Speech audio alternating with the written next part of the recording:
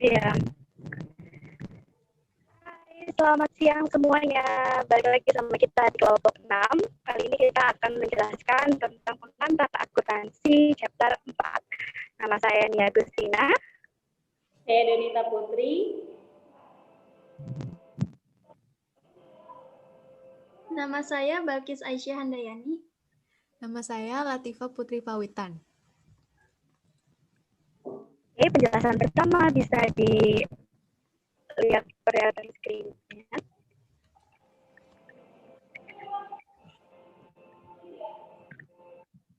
Oke, saya akan menjelaskan tentang lembar kerja. Lembar kerja adalah bentuk kolom multiple yang digunakan dalam proses penyesuaian dan dalam mempersiapkan statistik keuangan. Lembar kerja hanyalah sebuah alat yang digunakan dalam mempersiapkan pemutakhiran, menyesuaikan, dan laporan keuangan. Lembar kerja memiliki 5 langkah untuk mempersiapkannya. Step pertama, siapkan neraca saldo di lembar kerja. Langkah pertama adalah memasukkan semua akun buku besar dengan saldo di kolom jurnal judul akun, dan kemudian memasukkan jumlah debit dan kredit dari buku besar ke neraca saldo.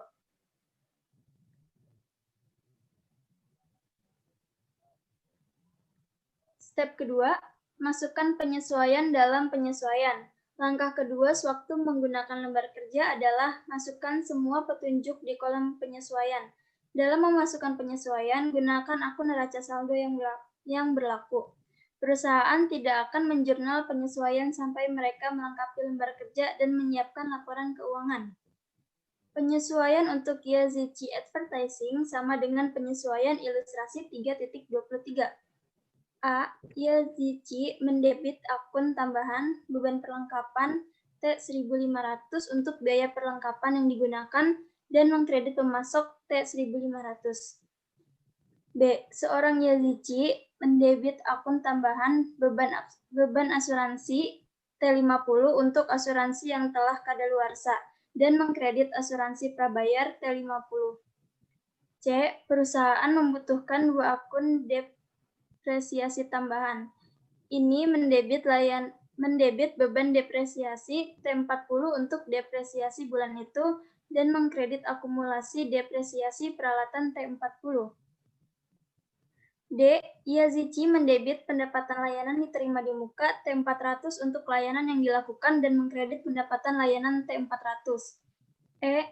Yazici mendebit akun tambahan piutang T200 untuk layanan yang dilakukan tetapi tidak ditagih dan mengkredit pendapatan layanan T200.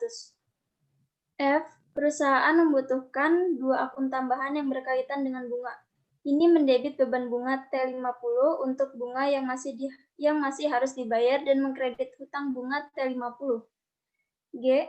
Yazici mendebit gaji beban upah T1.200 untuk gaji yang masih harus dibayar dan mengkredit akun tambahan gaji dan hutang upah T1.200. Setelah Yazici memasukkan semua penyesuaian, kolom penyesuaian dijumlahkan untuk membuktikan kesetaraannya. Step ketiga, masukkan saldo yang disesuaikan di kolom neraca saldo disesuaikan. Yazici Advertising selanjutnya menentukan saldo akun yang disesuaikan dengan menggabungkan jumlah yang dimasukkan dalam 4 kolom pertama di lembar kerja untuk setiap akun. Jumlah dalam kolom neraca saldo disesuaikan adalah saldo yang muncul di buku besar setelah jurnalisasi dan posting jurnal penyesuaian. Yazici menghitung semua saldo akun di kolom neraca saldo disesuaikan. Kolom tersebut dijumlahkan untuk membuktikan kesetaraannya. Jika jumlah kolom tidak sesuai, kolom laporan keuangan tidak seimbang dan laporan keuangan salah. Step keempat, perpanjang jumlah neraca saldo yang disesuaikan ke dalam kolom laporan keuangan yang sesuai. Langkah keempat adalah memperpanjang neraca saldo disesuaikan ke kolom laporan laba rugi dan laporan posisi keuangan di kolom lembar kerja. Iklan Yazici memasukkan laporan akun keuangan di kolom debit, laporan posisi keuangan, dan wesel bayar di kolom kredit laporan posisi keuangan. Yazici memperluas akumulasi peralatan depresiasi ke kolom kredit laporan posisi keuangan. Alasannya adalah akumulasi penyusutan merupakan akun kontra aset dengan saldo kredit. Step kelima atau step terakhir, total kolom laporan, hitunglah pendapatan bersih atau kerugian bersih dan lengkapi lembar kerja. Iklan Yazici sekarang harus menjumlahkan setiap kolom laporan keuangan. Kolom laporan laba rugi bersih, jika total kredit melebihi total debit, maka hasilnya adalah pendapatan bersih. Dalam kasus seperti itu, perusahaan memasukkan kata-kata laba bersih ke dalam ruang judul. Kemudian memasukkan jumlah tersebut di kolom debit laporan laba rugi bersih dan kolom kredit laporan posisi keuangan. Jumlah debit menyeimbangkan kolom laba rugi. Jumlah kredit menyeimbangkan kolom laporan posisi keuangan. Selain itu, kredit pada kolom laporan posisi keuangan menunjukkan adanya peningkatan ekuitas akibat laba bersih. Selanjutnya akan dijelaskan oleh teman saya. Jumlahkan kolom pernyataan, hitung pendapatan berikutnya atau rugi bersih, dan lengkapi lembar kerja. Laba atau rugi bersih untuk periode tersebut adalah selisih antara jumlah total dari dua kolom laporan laba rugi. Jika total kredit melebihi total debit, hasilnya adalah pendapatan bersih. Dalam kasus seperti itu, perusahaan memasukkan kata pendapatan bersih di ruang net account.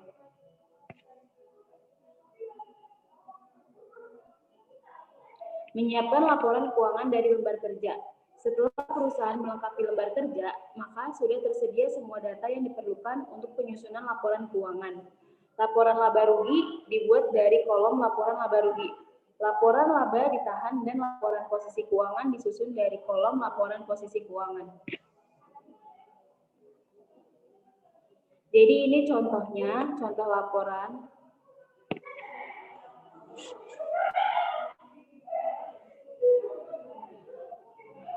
Terus mempersiapkan entry penyesuaian dari lembar kerja.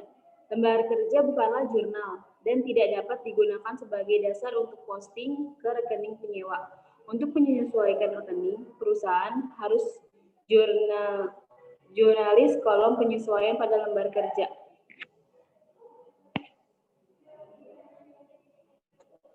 Mempersiapkan entry penutup.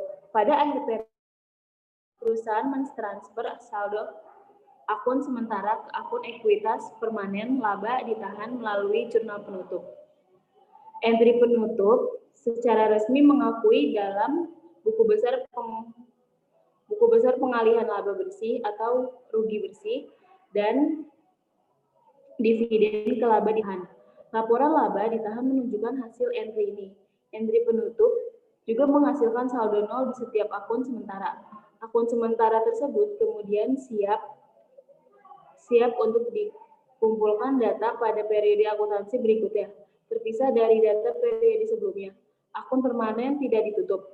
Perusahaan umumnya menyiapkan ayat jurnal penutup langsung dari saldo yang disesuaikan dalam buku besar. Mereka dapat menyiapkan jurnal penutup terpisah untuk setiap akun nominal. Tetapi, 4 entry berikut mencapai hasil yang diinginkan dengan lebih efisien. Yang pertama, mendebit setiap akun pendapatan untuk saldonya, dan ringkasan pendapatan kredit untuk total pendapatan. Yang kedua, mendebit ringkasan pendapatan untuk total pengeluaran, dan mengkredit setiap akun pengeluaran untuk saldonya. Yang ketiga, mendebit ringkasan pendapatan dan kredit laba ditahan untuk jumlah pendapatan bersih. Yang keempat, mendebit laba ditahan untuk saldo di akun dividen, dan kredit dividen untuk jumlah yang sama, atau membantu petunjuk. Sebagai bagian dari proses penutupan, EZC total, saldo, dan garis bawahi ganda untuk akun-akun pendapatan sementara, pengeluaran, dan dividen, seperti yang ditujukan dalam tiap akun.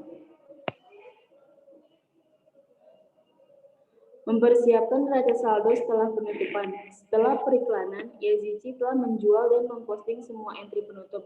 Ia menyiapkan saldo percobaan lain, disebut saldo percobaan pasca penutupan. Dari buku besar, saldo percobaan pasca penutupan mencantumkan akun permanen dan saldo mereka setelah penjurnalan dan posting entry close. Tujuan neraca saldo pasca keuangan adalah untuk saldo yang dibawa karena akan memiliki saldo percobaan hanya akan berisi laporan akun posisi keuangan.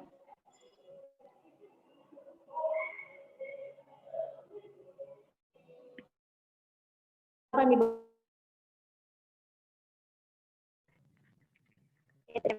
kasih, Nisa. Kali ini saya akan buku besar. Buku besar yaitu catatan transaksi yang mengkonsolidasikan dari semua jurnal akuntan. Merupakan penggolongan rekening sebesar merupakan dasar laporan neraca dan laporan rugi.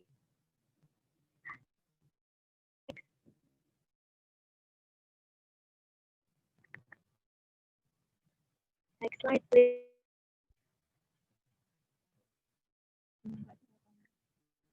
Oke, ini ada contoh neraca. Neraca itu apa sih? Neraca itu adalah bagian dari laporan keuangan suatu entitas yang dihasilkan pada suatu periode yang menunjukkan posisi keuangan entitas tersebut pada akhir periode tersebut. Nah, laporan keuangan disusun dengan urutan sebagai berikut. Yang pertama, laporan laba rugi. Yang kedua adalah laporan laba yang atau juga disebut penyataan ekuitas pemilik.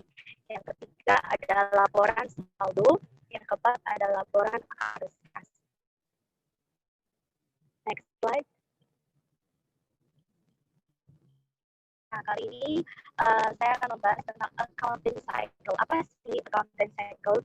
Setelah kita menyusun neraca percobaan atau yang tadi bahas, kita bisa melakukan dengan menyusun neraca melalui golongan ayat penyesuaian dan akhirnya menyusun suatu laporan keuangan, itu disebut accounting cycle. Ada dua langkah opsional. Pertama ada reserving entries atau istilahnya jurnal pembalik jurnal penyesuaian yang menimbulkan akun neraca. Yang reserving entries artinya adalah jurnal penyesuaian yang dibuat pada akhir periode saldo-saldo akun agar menunjukkan keadaan sebenarnya sebelum penyusunan laporan keuangan.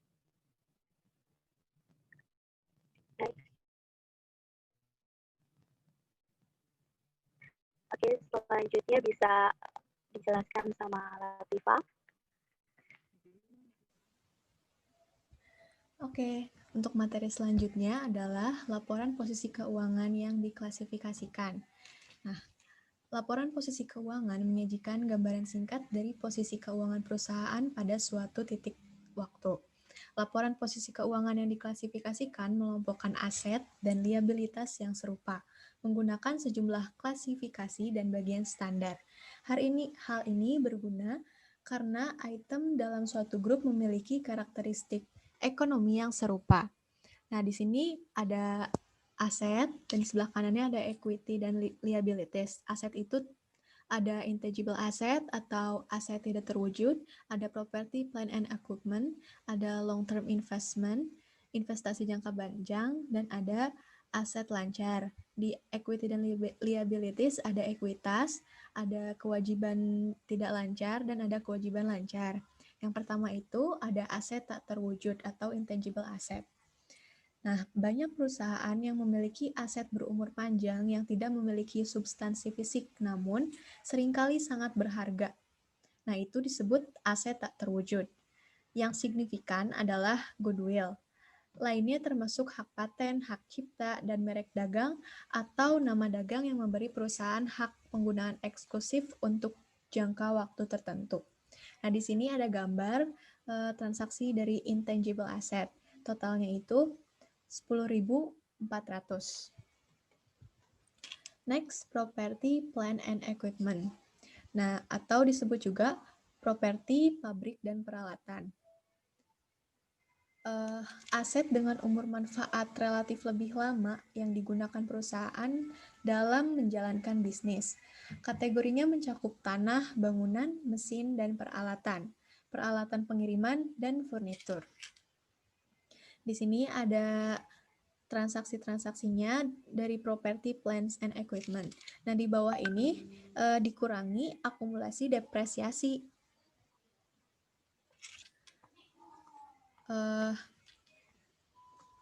akumulasi akun penyusutan menunjukkan jumlah total penyusutan yang telah dikeluarkan perusahaan sejauh ini selama masa pakai aset. Nah, di sini total dari properti plant and equipment-nya itu 28.800. Selanjutnya itu long term investment. Nah, umumnya investasi pada saham dan obligasi perusahaan lain yang biasanya dimiliki selama bertahun-tahun. Aset tidak lancar seperti tanah atau bangunan yang saat ini tidak digunakan oleh perusahaan dalam aktivitas operasinya. Yang ketiga, wesel bayar jangka panjang. Nah, di sini ada gambarnya dari investasi jangka panjang. Nah, di sana ada investasi ekuitas yang tidak dapat dipasarkan. Selanjutnya ada aset lancar. Aset lancar adalah aset yang diharapkan perusahaan untuk diubah menjadi uang tunai atau digunakan dalam waktu 1 tahun atau siklus operasinya. Mana yang lebih lama? Jadi siklusnya itu tergantung perusahaannya itu sendiri. Nah, di sini dijelasin siklus operasi perusahaan adalah waktu rata-rata diperlukan untuk membeli inventaris, menjualnya secara kredit, dan kemudian mengumpulkan uang tunai dari pelanggan. Kurang dari 1 tahun atau lebih. Jadi gimana perusahaannya itu apa gitu. Nah, jenis aset lancar ini ada kas, investasi, atau seperti sekuritas pemerintah jangka pendek, ada piutang, seperti wesel tagih, piutang, dan bunga piutang, persediaan, biaya dibayar di muka. Nah, di sini ada gambarnya dari aset lancar. Totalnya itu dari semuanya 5.992. Selanjutnya ada ekuitas.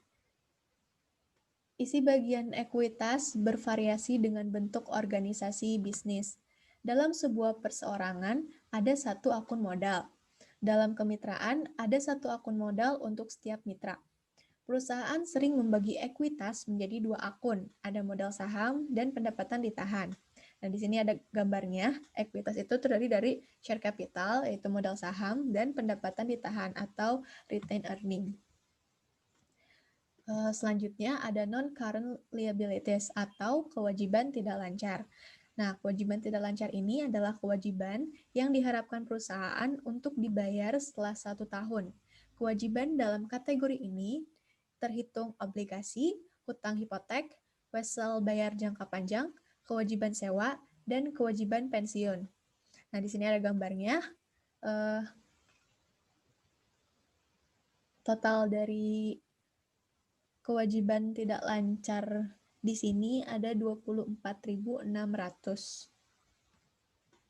Nah, selanjutnya ada current liabilities atau kewajiban lancar. Kewajiban lancar ini adalah kewajiban yang harus dibayar perusahaan dalam tahun mendatang atau siklus operasinya.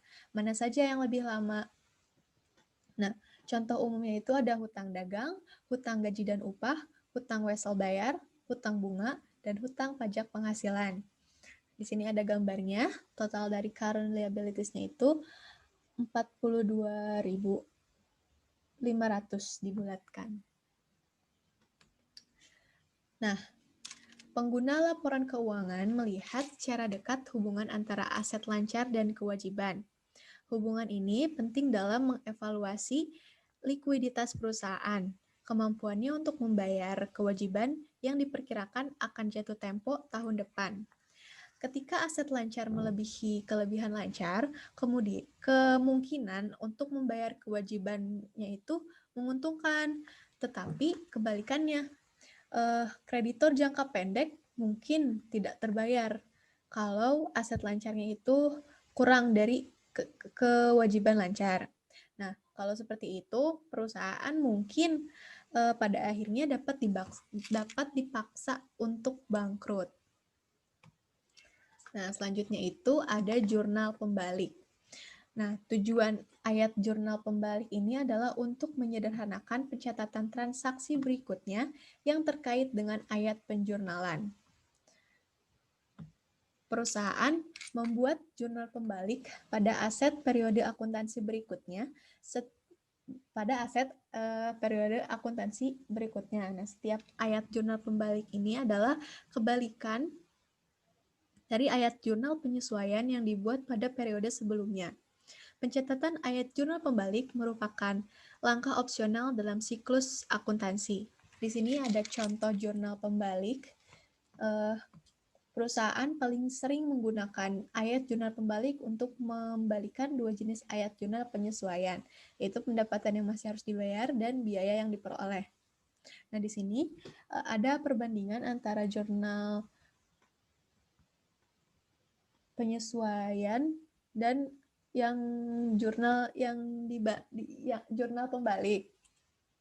Nah, bisa dilihat di sini yang tanggal 31 Oktober adjusting entries-nya itu, jurnal penyesuaiannya itu, biaya gaji dan upahnya itu kan 1.200 di debit, sedangkan hutang gaji dan upahnya itu 1.200 di kredit. Nah, tapi ketika dibuatkan jurnal pembalik ini, di tanggal November tanggal 1, jurnal pembaliknya itu biayanya yang harusnya 1.200 di debit, tapi dibalikan menjadi 1.200 di kredit. Nah, yang hutang juga dibalikan, yang asalnya dari kredit jadi di debit. Membuat ayat jurnal pembalik dapat mendebit semua pembayaran tunai dari pengeluaran ke akun pengeluaran.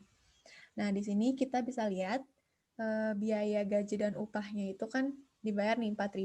Nah, disesuaikan 1.500 itu kan kalau beban biasanya di debit. Nah, tapi karena dibalik posting ke jurnal pembalik, nah si yang penyesuaiannya ini yang asalnya di debit dipindahin jadi ke kredit. Begitupun yang hutang gaji dan upah. Yang harusnya hutang itu di kredit karena diposting ke jurnal pembalik jadi ada di debit. Nah, perusahaan juga bisa menggunakan jurnal pembalik untuk accrued revenue adjusting entries. Nah, di sini adalah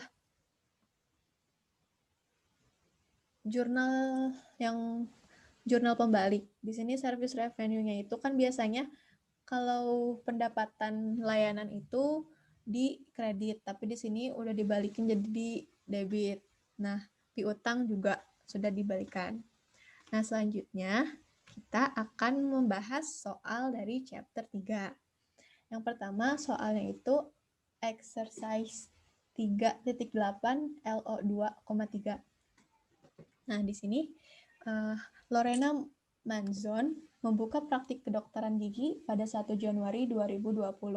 Selama bulan pertama beroperasi, terjadi transaksi sebagai berikut. Nah, kita langsung jawab ya.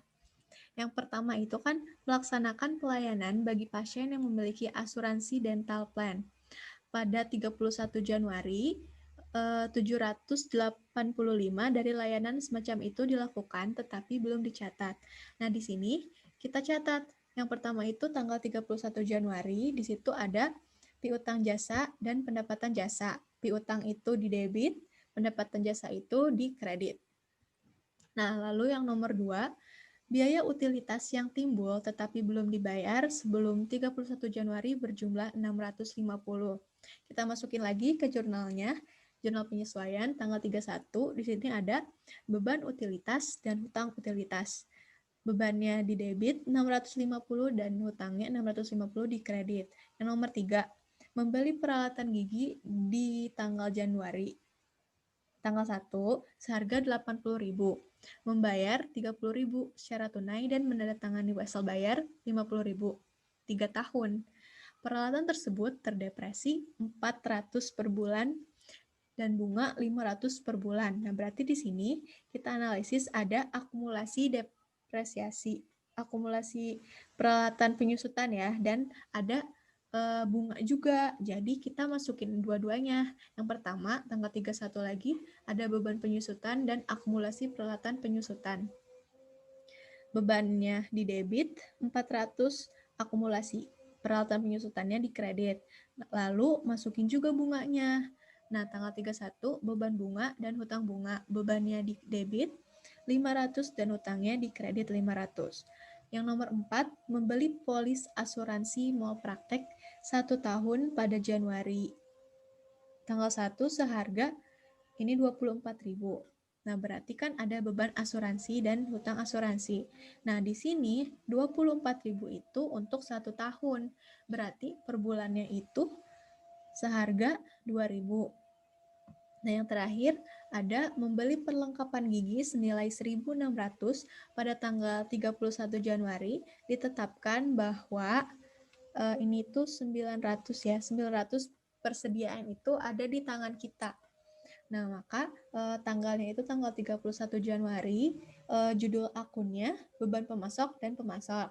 Nah, beban pemasoknya itu yang kita keluarkan kan perlengkapannya itu 1.600, di tangan kita ada 900. Nah, berarti yang dibayarkan itu ada 700. Bebannya 700 di debit dan pemasoknya 700 di kredit. Untuk soal selanjutnya akan dibacakan oleh teman saya, Donita. Jadi soal 11 LO3. Greenock memiliki berikut yang tersebut untuk tahun pada tanggal 2020. Cara menyesuaikan akun tanggal 1, tagihan utilitas bulan Desember sebesar 425. Tidak dicatat pada tanggal 31 Desember. Greenock membayar tagihan tersebut pada tanggal 11 Januari. Tanggal 2, Greenock buka 7 hari sekali dan karyawan dibayar dengan total 3.500 setiap hari Senin selama 7 hari. Minggu kerja, tanggal 31 Desember adalah hari Kamis, sehingga karyawan telah bekerja selama 4 hari. Tanggal 28 Desember sampai 31 Desember yang belum dibayar hingga akhir tahun. Karyawan akan dibayar berikutnya pada 4 Januari. Tanggal menandatangani pinjaman bank sebesar 48.000. 5% pada tanggal 1 November 2020. Jatuh tempo dalam 2 tahun. Tidak ada pembayaran bunga yang dilakukan pada tahun 2020. Bunga untuk tahun 2020 dibayarkan pada tanggal 1 Januari 2021. Tanggal 4, Greenock menerima biaya dari toko pizza di sebelah untuk semua pizza yang dijual kepada pelanggan yang menggunakan fasilitas Greenock.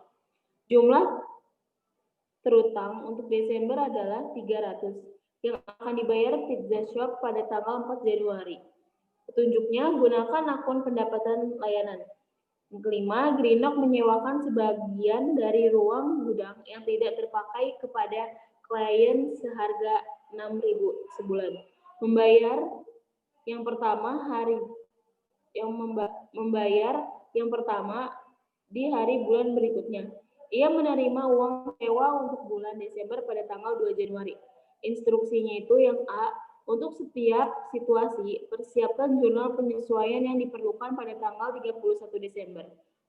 Yang B, untuk setiap situasi, siapkan jurnal untuk mencatat transaksi tunai berikutnya pada tanggal 2021. Jadi di sini ada tabel yang sebelah kiri itu tabel tahun 2020. 31 Desember itu ada beban utilitas di debit, hutang utilitas di kredit. Terus beban gaji, yang kedua ada beban gaji dan upah. Beban gaji dan upah di debit sebesar 2.000 dan hutang gaji dan upah di kredit sebesar 2.000. Yang ketiga ada beban bunga di debit 1.000 dan hutang bunga di kredit 1.000. Yang keempat ada piutang dagang 300 di debit dan pendapatan layanan 300 di kredit. Yang kelima itu ada piutang dagang 6.000 di debit dan pendapatan sewa 6.000 di kredit. Di sebelah kanan ada jurnal umum 2021.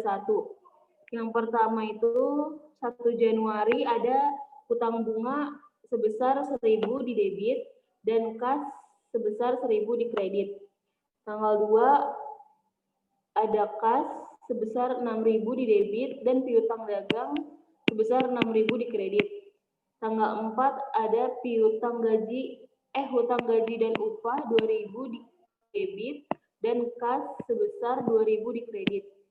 Tanggal 4 ada kas sebesar 300 di debit dan piutang dagang sebesar 300 di kredit. Tanggal 11 ada hutang utilitas 425 di debit dan kas sebesar 425 di kredit.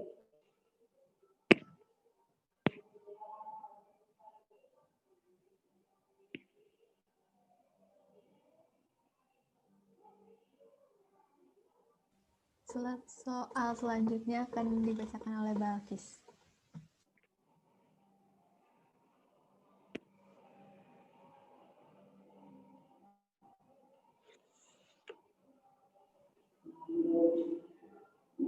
Selanjutnya, soal P3.4 LO2 sama 3. Tinjauan terhadap buku besar akuntan Bellingham pada tanggal 31 Desember 2020 menghasilkan data berikut yang berkaitan persiapan jurnal penyesuaian tahunan.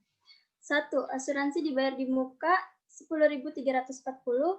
Perusahaan memiliki polis asuransi terpisah untuk gedung dan kendaraan bermotornya. Kebijakan dibeli pada tanggal 1 Januari 2020 seharga 4.400. Polis ini berjangka waktu 2 tahun. Yang kedua, pendapatan sewa diterima di muka 378.000. Perusahaan mulai menyewakan ruang kantor di gedung barunya pada tanggal 1 November. Pada tanggal 31 Desember, perusahaan memiliki kontrak sewa berikut yang dibayar penuh untuk seluruh masa sewa. Yang ketiga, Wesel bayar 120.000. Saldo ini terdiri dari Wesel selama 9 bulan dengan tingkat bunga tahunan 6% tanggal 1 November. Yang keempat, gaji dan hutang upah. Ada karyawan yang digaji. Gaji dibayarkan setiap hari Jumat untuk saat ini. 5 karyawan menerima gaji 700 per minggu. Dan 3 karyawan dengan 500 setiap minggu. Asumsikan 31 Desember adalah hari Selasa. Karyawan instruksi siapkan jurnal penyesuaian pada 31 Desember 2020. Di sini, tanggal 31 Januari, beban asuransi 4.840 di kolom debit, asuransi dibayar di muka 4.840 di kolom kredit. 31 Januari, beban sewa 75.500 di debit dan pendapatan sewa 75.500 di kredit. 31 Januari, beban bunga 1.200, beban hutang bunga 1.200 di kredit. Tanggal 31, beban gaji dan upah 2.000 di debit, hutang gaji dan upah 2.000 di kredit.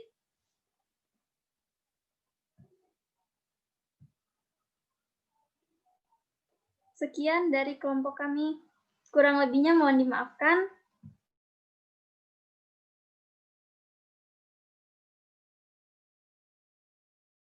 Terima kasih. Wassalamualaikum warahmatullahi wabarakatuh.